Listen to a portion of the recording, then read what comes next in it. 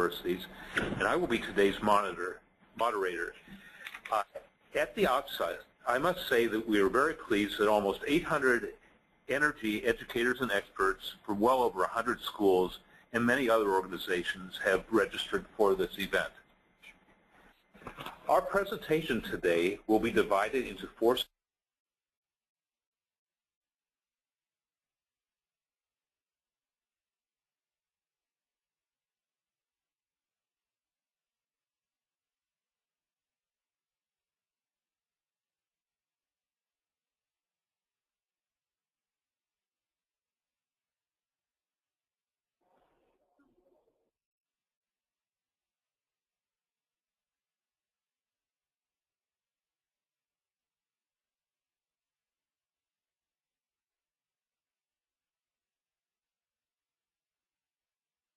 Throughout the webinar, you will be able to pose questions through the chat function, which appears on your screen. We will not be using the raise your hand or question function, so please use the chat function for your questions. After the 4 formal presentations, we will provide answers in chat. We will, during the 4 sessions, provide answers in chat to frequently asked questions, and I will pose others to panelists during the question and answer period. We don't expect to be able to answer all questions during the webinar, but we'll get back to you as soon as possible afterwards. We also hope you will respond to the survey that we will send out to our registrants in the near future. We will begin now with opening remarks by Dr. Michelle Fox, DOE Chief Strategist and for Education and Workforce Development, who previously was Vice President of the American Federation of Scientists, where she headed the Federation's Learning Technologies program. It is Michelle's vision that has guided our work over the past 2 years. Michelle, in turn, will introduce her colleague, Dr. Matthew Garcia, who will provide additional background and discuss DOE's Energy Literacy Initiative. Michelle? Thanks, Jim. Hi, and welcome to today's webinar on Energy 101. Thank you very much for joining. I'd like to spend a few moments talking about why DOE is interested in leading an effort to create a nationally recognized Energy 101 framework for colleges and universities.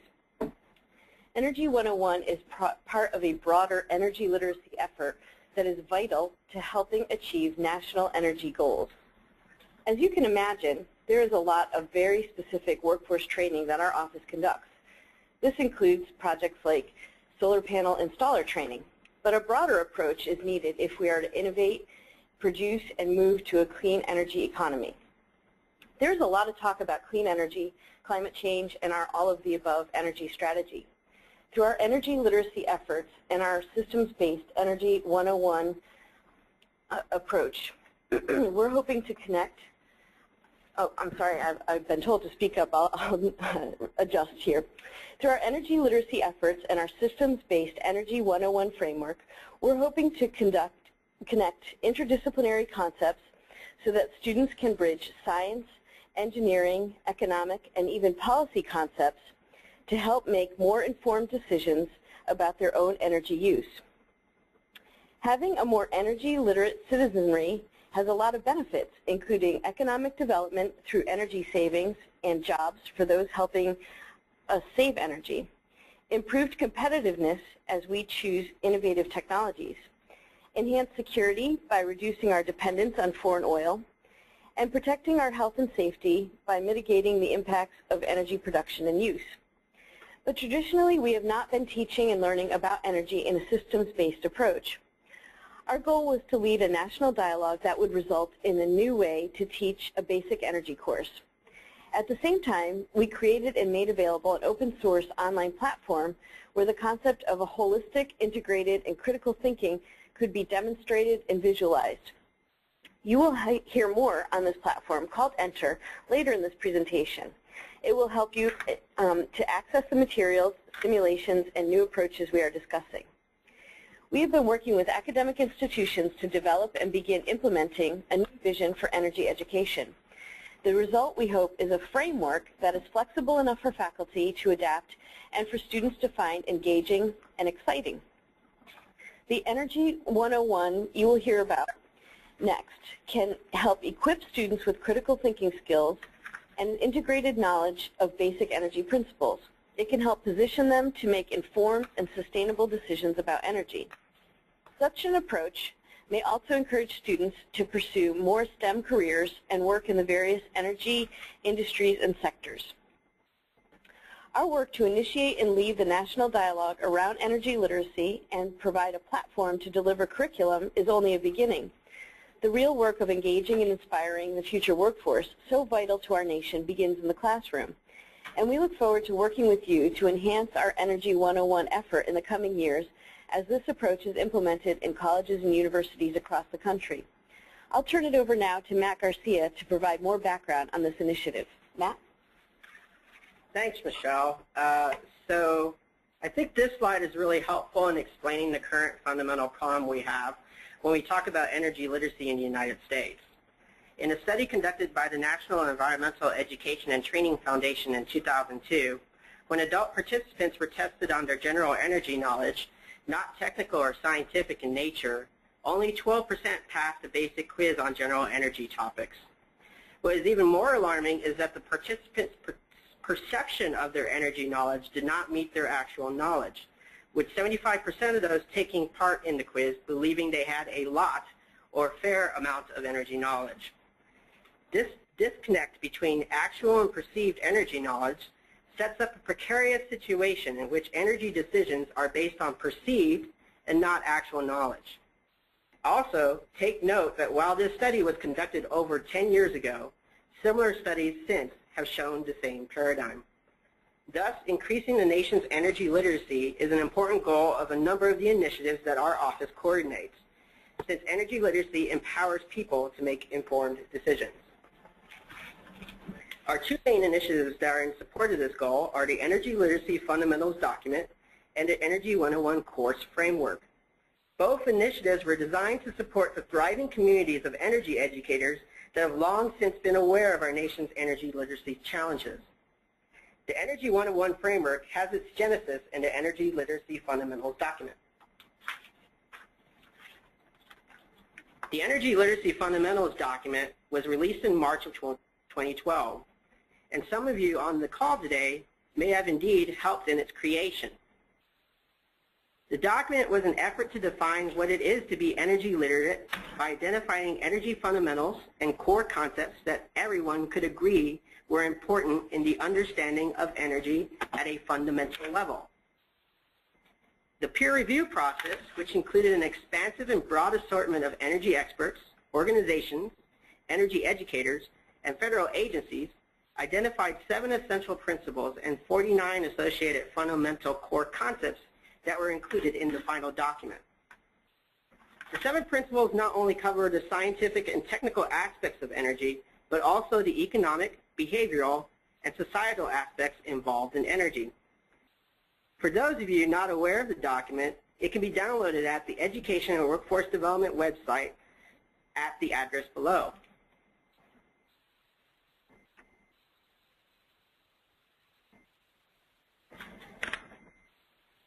Hold on one second as we switch slides. There you go.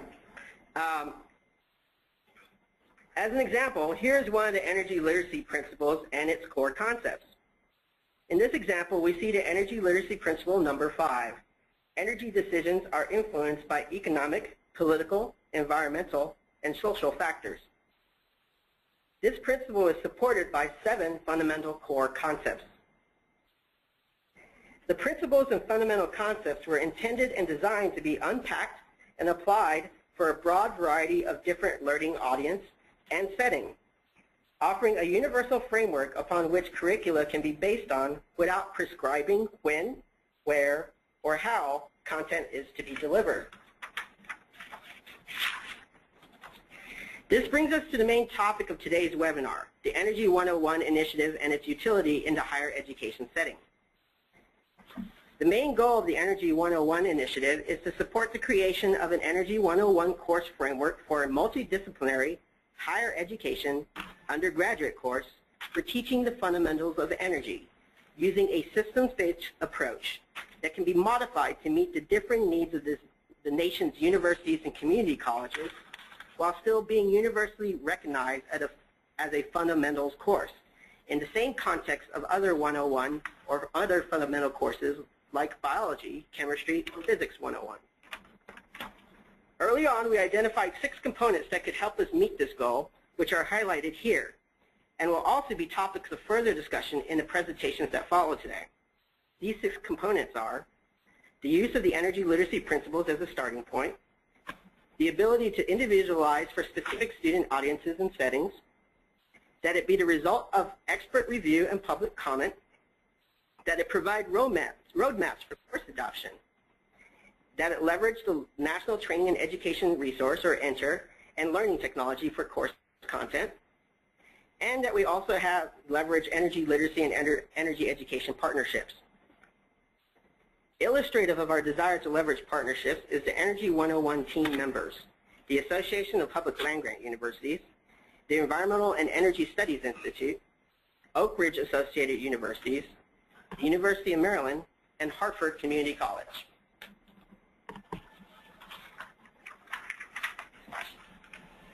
We utilize the energy literacy document as a starting point in the discussion of what an Energy 101 should look like, mainly because the literacy fundamentals represent a peer-reviewed, agreed-upon set of principles that define energy literacy. The result of the Energy 101 development process, which will be talked about more extensively by our next speaker, Jim Turner, was the Energy 101 course framework. 5 units of unpacked fundamentals and concepts designed and modeled after the outline of an introductory semester-long course. This is what the Energy 101 framework looks like, further unpacked, with the 5 units composed of 1 to 3 sections each, covering the 7 fundamental principles found in the energy literacy document, including 36 supporting core concepts that are included with each section. One of the 6 components to the Energy 101 initiative is to create and deliver Energy 101 content utilizing educational learning technology and leveraging the National Training and Education Resource, or ENTER. ENTER is a free open source, online, cloud-based training and education platform for the creation and delivery of engaging content that can capitalize on the latest in immersive learning technologies such as 3D simulations and other forms of online media. Currently, it contains a number of examples of this in the form of energy workforce training and content and courses. With the ability to create and share course content and course modules, ENTER could serve as a digital community for future Energy 101 courses and content, and together with the framework can help lower barriers to creating and sharing course content. Later on, you'll hear about work towards the creation of an example of this Energy 101 learning module concept. If you'd like more information on ENTER and its abilities, please visit the website below, www.enterlearning.org.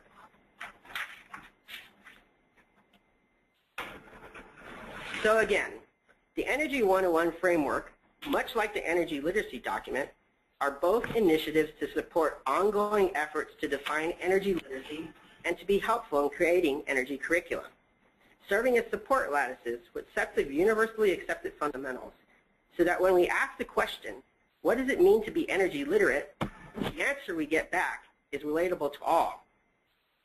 Ideally, an Energy 101 would be taught at all the nation's colleges and universities. And like in other 101s, regardless of where a student takes an Energy 101 course, the resulting knowledge gained would be a universal set of fundamentals and concepts. The example I like to use to illustrate this point is Biology 101.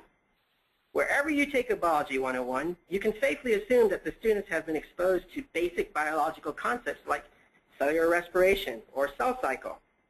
This example highlights what the Energy 101 framework and the initiative hopes to facilitate, this defining of those universal fundamentals and core concepts.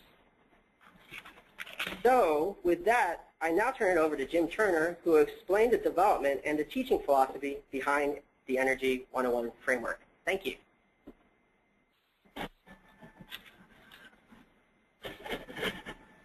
Now let's turn to this. Thank you, Matt. And let's turn to the specifics of the Energy 101 story. APLU became familiar with Michelle's vision during our participation in the Energy Literacy Project. We felt the goal of Energy 101 had to go beyond energy literacy to the ability to use that literacy in personal and other decisions by the students. We agreed to develop a model curriculum or framework. It was agreed that the course should be interdisciplinary and to be capable of being taught both at the community college and university levels.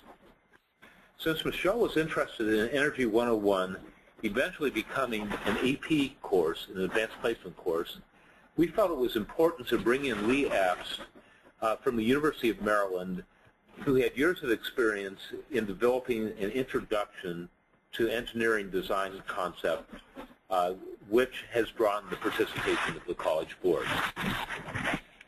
We also felt the need for the wisdom of Indira Nair, the former vice provost of Carnegie Mellon University, who for a decade had experience teaching an Environment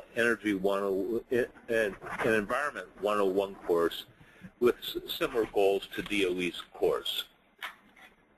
Both Lee and Indira agreed to help and participated in an informational session on May 25th, 2011, which had participation from 32 universities. It then took several months to identify and receive initial support for the project, which formally got underway in March of 2012. The steps our team took to arrive at a peer-reviewed curricular framework is listed on this slide. Both we and DOE worked to identify existing curricula and textbooks to look for commonalities and best practices. We mapped 16 of these that were closest to what we envisioned against the energy literacy principles. In doing so, we understood that we were mapping apples and an orange. The energy literacy document describes what an adult needs to know about energy. The courses are aimed at educating college freshmen to assume relatively little understanding of energy. So the two goals are far different. But we found the core of these courses to be surprisingly similar, and we found more overlap in the energy literacy document than we had any reason to expect. It was clear that all the principles that appeared in at least half of the courses should be in the model curriculum, and that a handful more were essential to an 18-year-old's ability to understand energy, global and personal energy production, and use well enough to make intelligent decisions by the 18-year-old. We then went through the series of reviews described on the slide, and at each stage received helpful comments that made the final product more robust. The last point is absolutely correct, that the final course outline was greatly improved by this process. As Matt has mentioned, the course we envisioned is simpler than the energy literacy document and divides naturally into 5 parts. Introduction to Energy is an overview of the semester, the course methodology, and articulation of the practical skills to be developed over the semester. By the end of the unit, the students should have a glimpse of how pervasive energy is in all aspects of their lives, and that both personal and larger-scale energy decisions have real consequences here and abroad. Energy Basics introduces the scientific principles that govern energy. Energy Sources introduces students to the characteristics of the various types of energy. How energy is used brings in technology and applications. Energy policy and decision-making brings in social science, politics, environment, and a variety of other factors which are essential to being truly energy literate. But this core information is only half the story. The intent was not to have a class that could recite energy facts, but a class that understood the importance of those facts, how to find them, and how to apply them to problem solving. Our goal also was to use 21st century teaching methods and tools leading to both academic success and workforce relevance. It was clear that students had to emerge with critical thinking skills, and a project-based course similar to the one that Lee Apps will describe in a minute was clearly the way to go. Therefore, with the assistance of the National Science Foundation, we added development of sample courses at the university and college level to the curriculum and module development that we had promised to DOE.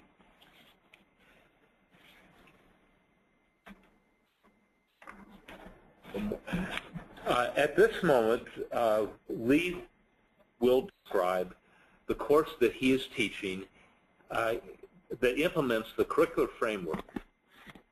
Following his presentation, he will introduce Tammy Imbirowitz from Hartford Community College and Stephanie Moore from the University of Virginia. Thank you, Jim. Thank you, Michelle, and thank you, Matt.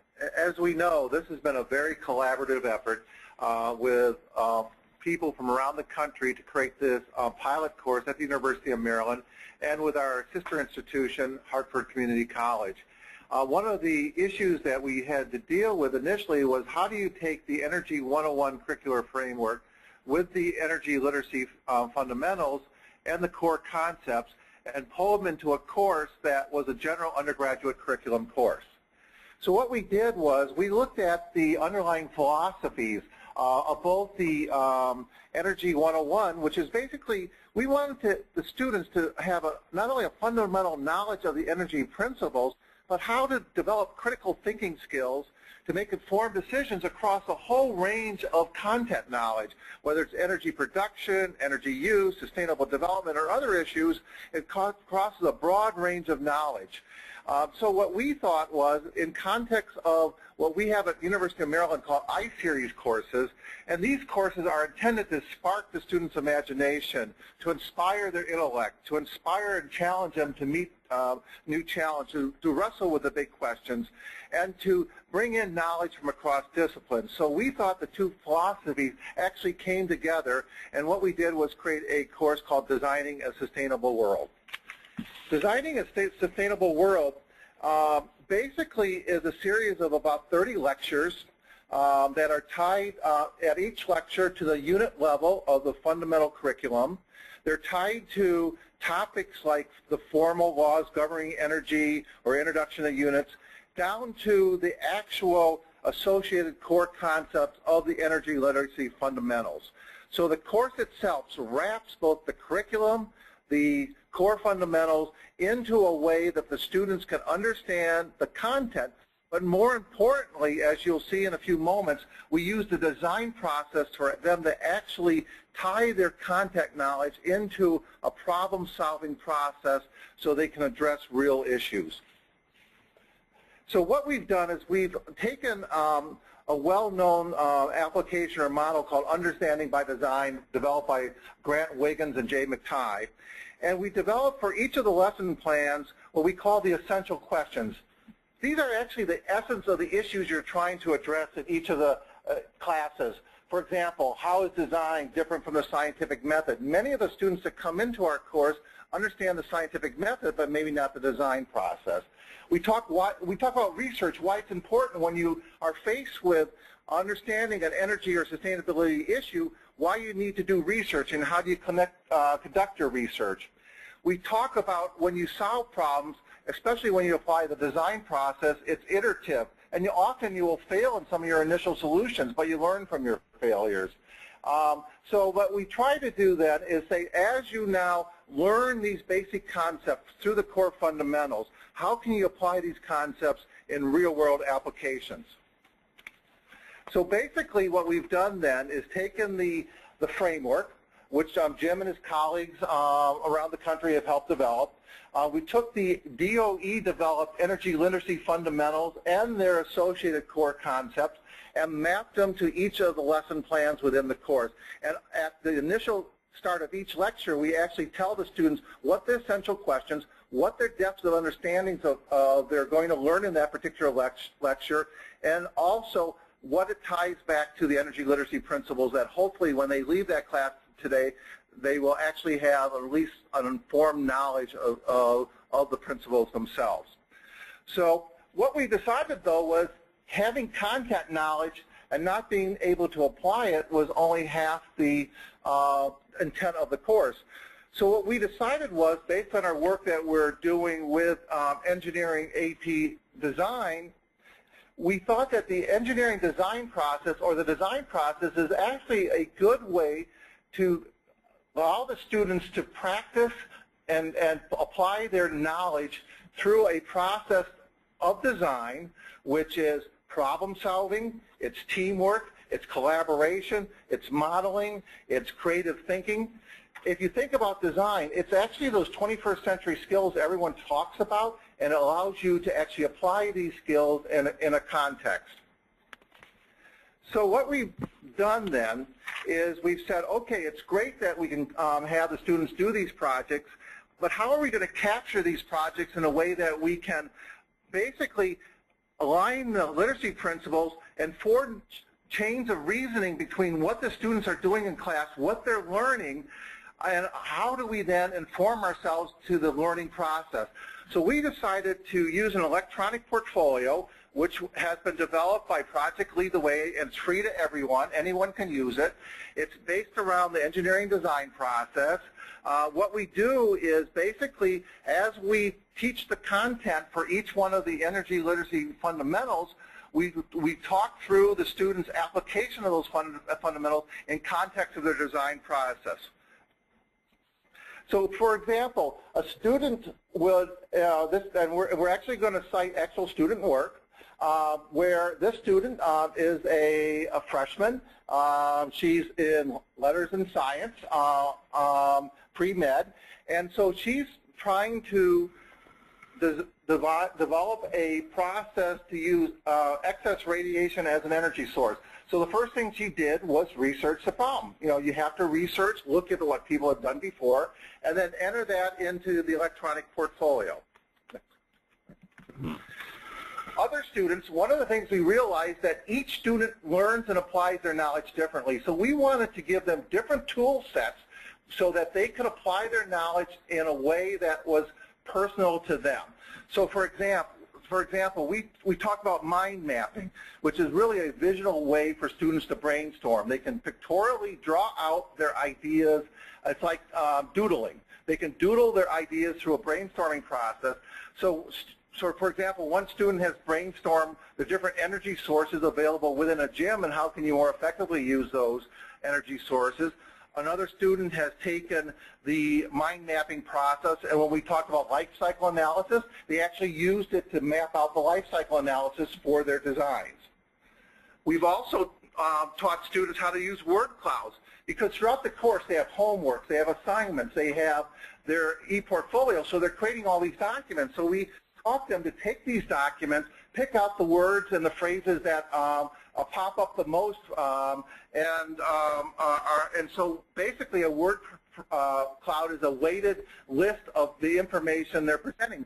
So as you can see, one of the students, a senior in actually civil engineering, who's developing a solar disinfection unit for third world contaminated water, came up with a mind map that represents his work. Another student who's developing rain gardens for the University of Maryland campus came up with his word cloud. So you can see that each of the students is representing their knowledge in a way that's personal to them. As they do their design projects, they create their own pictorials or figures of how their design has evolved. Now remember, we're only 70% through the class now, so we're still in the midst of offering this class. So in this particular student who really wanted to reinvent the toilet for a third world country, you can see how her design has evolved over the last 6 or 7 weeks. And again, this is a freshman in letters and science, so she's basically an arts and science major, and so she's actually now using her science and math principles she's learning in the course and applying it to something that's real to her. So other students, for example, are looking at energy from flight, or how to create a third world sterilization unit using solar cells.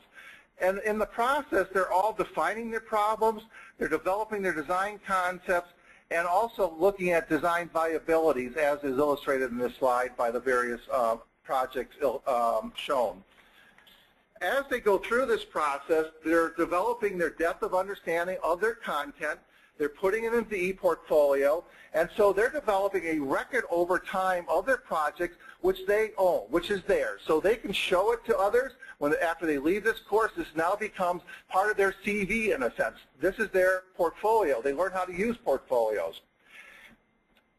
As students also pull their knowledge together, they realize that we all live in a system, or most of their designs or developed ideas are part of a systems thinking. In this case, a student really looked at the use of lighting on campus and came up with a plan for how you might better control the lighting systems in the University of Maryland buildings through different types of occupancy sensors, light timers, LED lighting.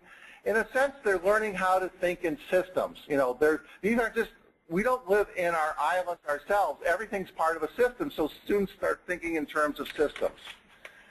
The other thing that students learn about, that knowledge is collected across disciplines, so they are formed into teams.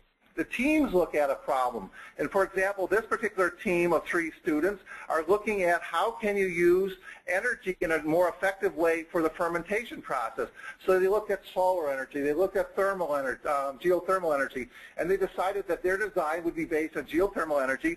So using, again, a mind map, they've created a control system using their basic energy fundamentals that they learned in this course, because these are agricultural food science majors, and applying it to something that they would actually create a food processing plant. As we now have brought this together for the students, basically what we're doing is including this as part of a campus-wide initiative where sustainability does not happen by chance. You know, in a sense, being an engineer, it must be engineered. So this course and the students' work will be part of our national or our university-wide Sustainability Day. The students' projects will be highlighted in a presentation, so they'll have opportunities where there's projects to be shown to experts from not only the University of Maryland, but from across the country. And finally, what we'd like to talk about is we basically have now begun to work with a number of other organizations that have, just to give you some ideas how you might apply this in your own domains, we're working with Wheaton High School in Montgomery County to map the process to the Common Core Standards for Math Practice and the Next Generation Science Standards. We're working on a program to create an online course for returning veterans so that they might, as they learn and apply their math, they can learn and apply it in terms of real-world energy and sustainability applications. You'll hear in a few moments from Hartford Community College where they're taking this course, which is now, their course is now transferable to College Park to offer to community college students. And from Stephanie Moore in a few moments, who is working with us at the University of Virginia to see how we might create some online learning objects that are aligned to our process.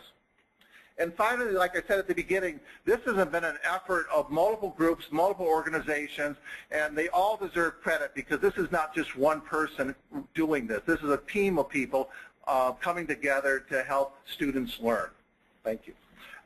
What I'd like to do now is hand it over remotely to Tammy Inbirowitz. She's Associate Professor of Biology at Hartford Community College in Bel Air, Maryland.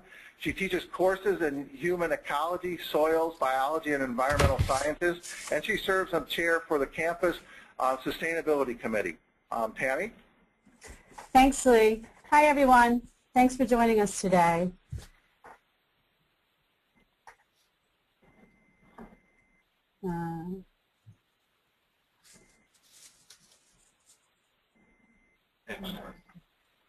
Thanks. Please bear with me. There we go. Okay. Thanks for joining us today. I'm excited to be a part of this national effort. My part in today's webinar is to share with you a couple of things that I've been working on to get this course approved at Hartford Community College. So I'd like to share with you, one, how I created the course modeled from the energy literacy principles, as well as the Energy 101 curricular framework. Two, the approval process that I experienced here at Hartford Community College to obtain a general education status specific to my campus's curricular guidelines. Three, how the course transfers in the Maryland system by obtaining this general science category. And finally, four, just the course description and the learning objectives that I designed and were approved for the course.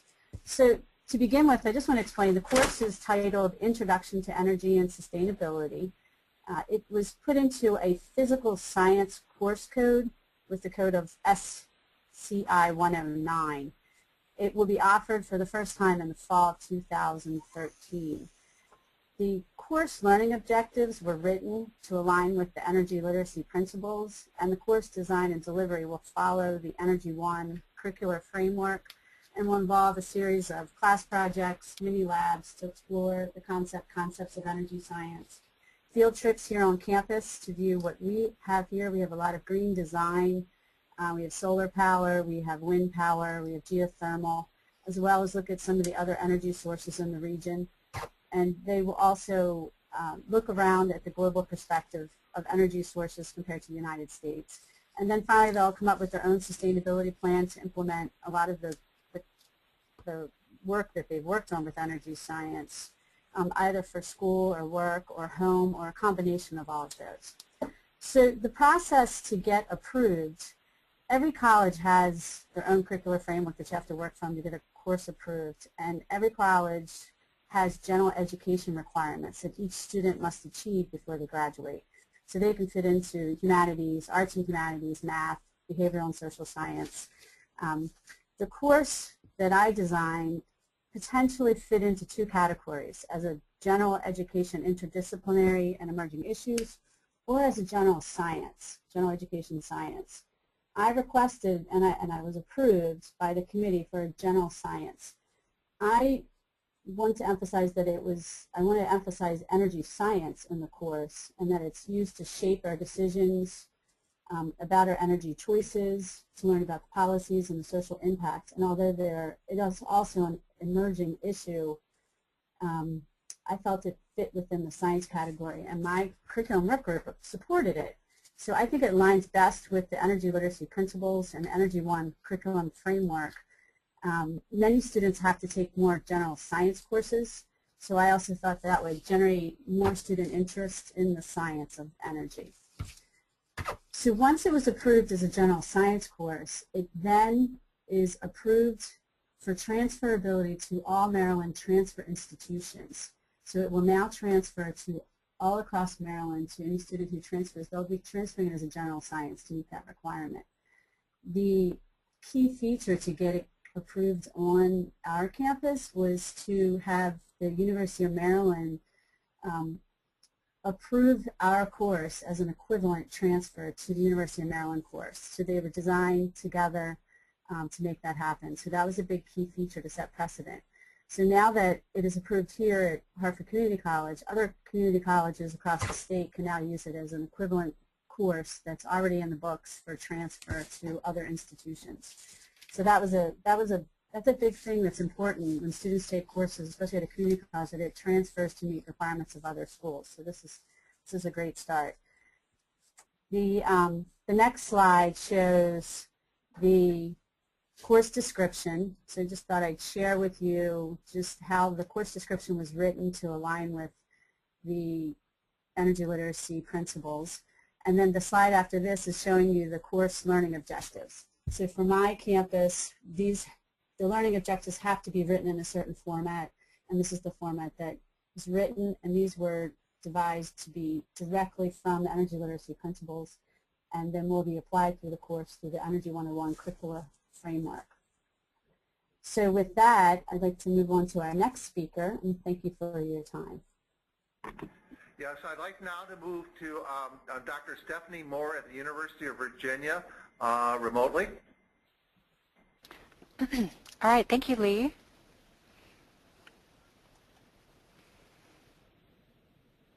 Okay, so at the University of Virginia, I am the Director of Engineering Instructional Design, and I also teach STS, or Science, Technology, and Society classes in our Engineering and Society department, including one right now on sustainability, where we're integrating systems thinking and design, very much along the same lines about what Lee has been talking about. And in addition, I do a lot of work in my role as Director of Instructional Design in helping our school with a lot of initiatives related to online learning. We do an online graduate and undergraduate program, and I have a lot of background in online learning and evidence-based pedagogy. So part of my role with this project was starting to work with Lee on how we think about the online space and different online capabilities in relation to the Energy 101 and leverage some of those ideas to help make the components of an Energy 101 course that are tied to these energy literacy standards much more broadly available, specifically by using the Inter platform, which Matt talked about earlier as well. So what I'm going to do today is just talk about, I've been working with a team here at UVA of content experts and multimedia developers to start developing some online modules, or what I would call learning objects, that are tied to the Energy 101 course, so that once we get those on the Inter platform, somebody could use, say, a component of this course or a piece or one explanation or an animation or an activity from the course in addition to, trying to apply the full course as well. So this first set that we are focused on right now is actually focused on heat transfer. And so we walk through the three core ideas for heat transfer: conduction, convection, and radiation. And then that module is actually capped with some systems design instruction and a piece on systems data analysis as well.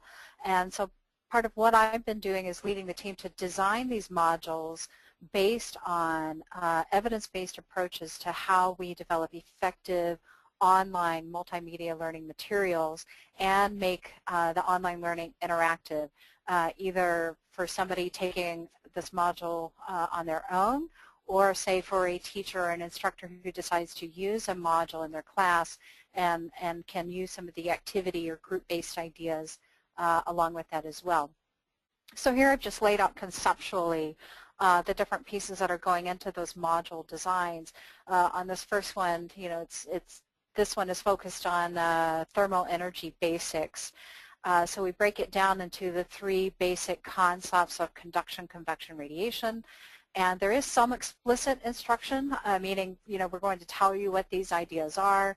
And the way that those are designed, we have narrated images and animations, which is in line with, as I said, evidence-based approaches to how to design this based on research from Mayer and others.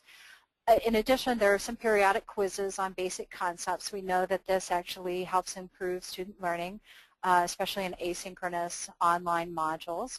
But in addition, what Lee was really emphasizing is that we don't want to just focus on students being able to understand the basic concepts, but we really want to move them into application and specifically application through design. So integrated into each of these modules are individual and group activities that are focused on application. In some cases they're very basic, like walk around your house and identify, examples of conduction or convection and describe that, and then they can compare their answers to others' answers. Or we may give them a simple design activity to start with, and they can then compare their design solution to an existing design solution out there. And then by the time we get into the systems, we're looking at more complex systems activities as well, where they have a design activity related to that. In addition, tying back to some of the concepts Lee talked about before, these modules have features like multiple examples, which is something that, again, from research we know facilitates both understanding of the concepts as well as transfer. That helps people be able to take what they understand from one example or one concept and apply it over in a different area. So we've built in multiple examples that both helps with understanding and helps with a diverse set of learners. So that facilitates the universal design of learning component. And then finally, part of what you'll see in the next screen that I'll show you relates to accessibility, that for us, accessibility is an ingoing consideration that is designed into these from the start. It's not something that we necessarily are treating as an add-on that we would do later. And then, like I said, within the systems example, we give them a systems example where they see these different types of heat transfer in action. Maybe some systems where there's more than one at play and understanding the relationship between these. And in addition, we give them a lot of examples where they're seeing examples of these different types of heat transfer within a system that they're familiar with, like a home, or we use the watershed house from Maryland as examples of, decisions that go into, say, insulation or windows, or starting with some basic examples and then scaffolding it up for them to more advanced examples that have more complexity.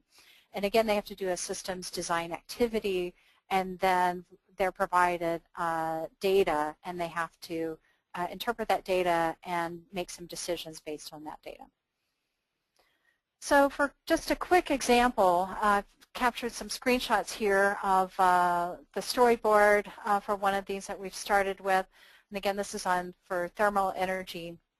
And just our core graphic to help capture multiple ideas and how we're mapping that out there. The emphasis here is really on trying to anchor the instruction in visuals, get words off the screen, and get more visuals and animations and even activities or simulations in front of them, and offload words to voice or narration. So what you see there on the right is a screenshot of it's a prototype of one of the pieces that we have. It's a different one. You can't see it in motion here because it's just a screenshot, but it captures those dots are actually molecules that are moving around, and as the molecules are moving around, the temperature on the thermometer is going up. And then there's narration that accompanies this. And then the text that you see below, that's closed captioning for the accessibility standards. So this is just one example of the different types of modules that we are working to put together here, that once they're done, will go on to the Enter platform so that they're made much more broadly available for people to be able to integrate individual modules that are tied to Energy 101 and based on these energy literacy standards. So Lee, I think back to you. Thank you. Thank you, Stephanie. Okay, this is Jim Turner again. We will now turn to Ellen Vaughn, the Policy Director of the Environmental and Energy Study Institute, who will discuss possible next steps for Energy 101. But before Ellen speaks, I want to answer two questions that we should have been clearer on. APLU is the Association of Public and Land-Grant Universities, which is the presidential organization for all of the large public research universities in the country. We have over 200 members. And the Watershed House, which Stephanie just mentioned, was the winner of the Solar Decathlon. And what we're using is a visual representation of the project, which was part of the which was designed as part of the competition. Ellen? Thanks, Jim, and good afternoon, everyone. The Environmental and Energy Study Institute has had the privilege of working with the Energy 101 project team, and those who you've heard from today. We think it is critical for citizens to understand basic energy principles in order to understand and appreciate sustainable energy, and to apply that knowledge when making important decisions about energy use, whether it's for themselves in their daily lives or policy decisions for society as a whole. Our initial target audience of colleges and university faculty, students and administrators is really just one component of the entire potential audience who we would like to have understand these basic energy principles. But this is our target audience, and we do want to continue reaching out to this audience after this webinar to let others know about the Energy One curriculum, and that a university course and a community college course have been developed to implement the teaching of energy principles for all students, and also to develop students' critical thinking skills. This is an important project. We have been delighted to be part of it. The essential next step really is to promote courses that use the Energy 101 curricular framework. So we will be looking for opportunities to develop additional curricula, and then to help students, to help schools who want to develop courses.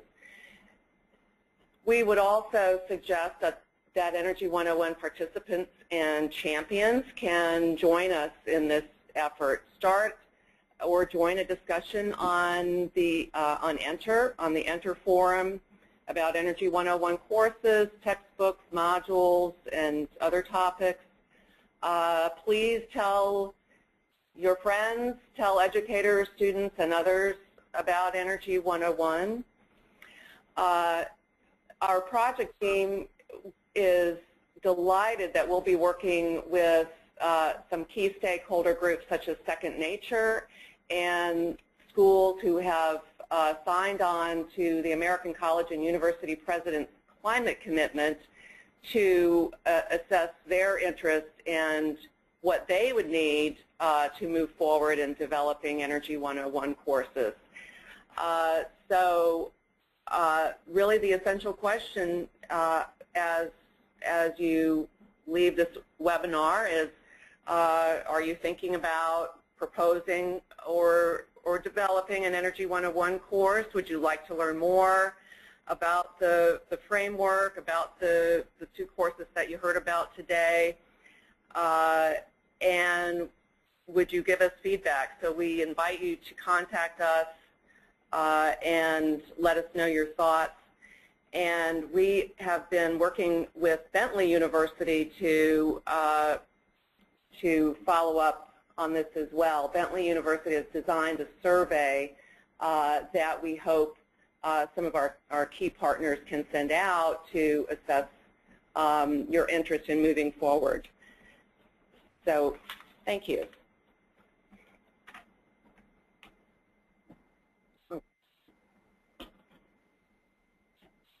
So I'll take this real quick.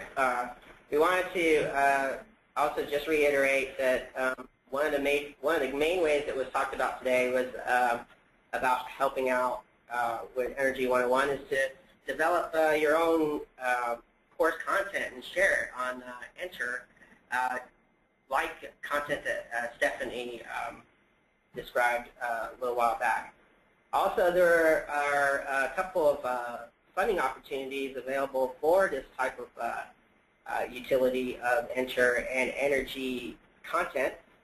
These two on the bottom are the Trade Adjustment and Assistant Community College Career Training Initiative and the Grid Engineering for Accelerated Renewable Energy Development, or GEARD. The TACT grant is ongoing, and the Solar GEARD one is actually coming up for application. Okay, thank you, Ellen and Matt.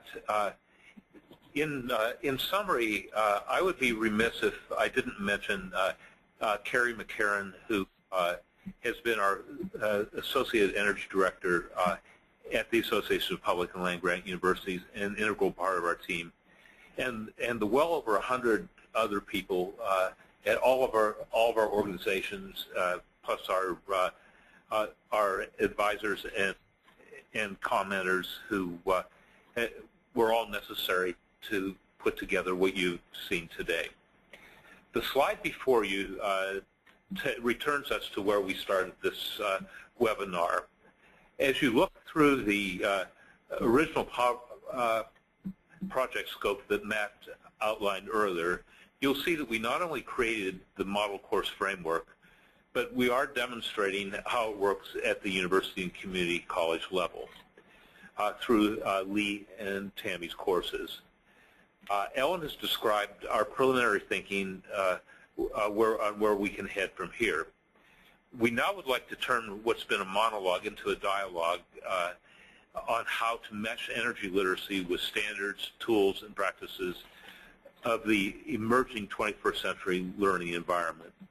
We will now try to answer some of your questions, and we will look forward to your comments. Although they will not be oral, they will be coming to us in writing. So thank you very much.